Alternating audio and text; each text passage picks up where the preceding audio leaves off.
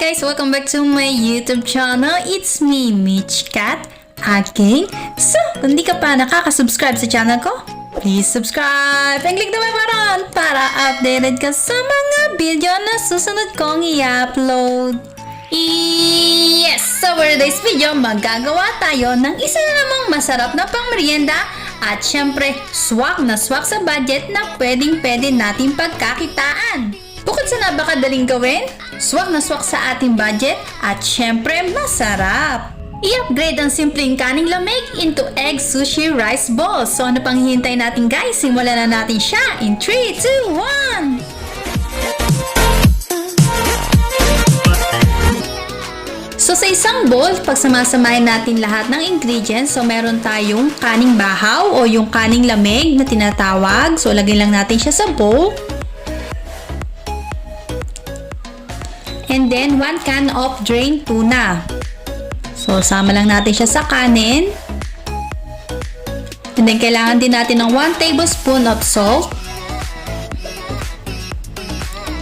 And then 1 tablespoon of sesame oil. And 4 tablespoons of sesame seeds. So haluin lang nating mabuti lahat ng ingredients para mag-combine siya, and then pwede na natin siyang i-roll into a ball shape.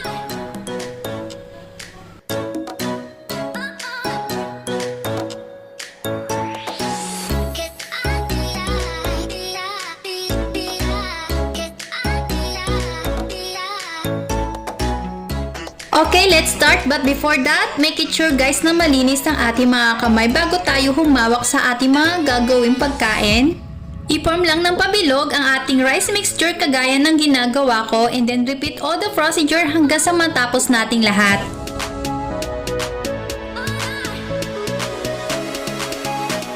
So sa isang bowl, kailangan natin ng 2 eggs and then babatihin natin ito.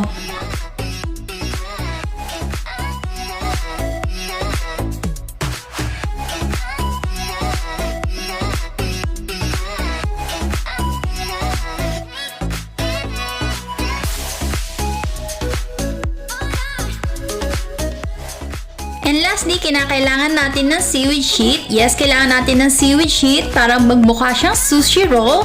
So, hahati lang natin yung ating seaweed sheet na pahaba or gugupitin lang natin.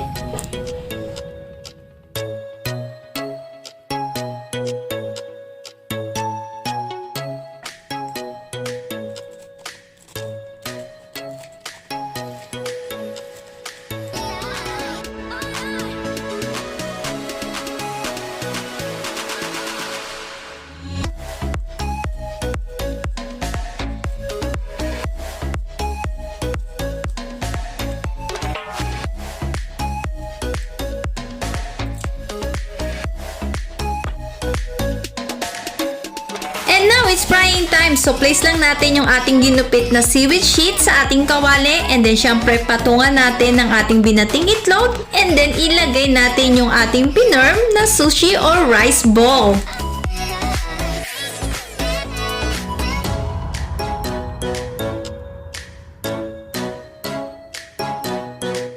At this point, pwedeng-pwede na nating i-roll yung ating egg hanggang sa matakluban yung ating pinaka rice ball.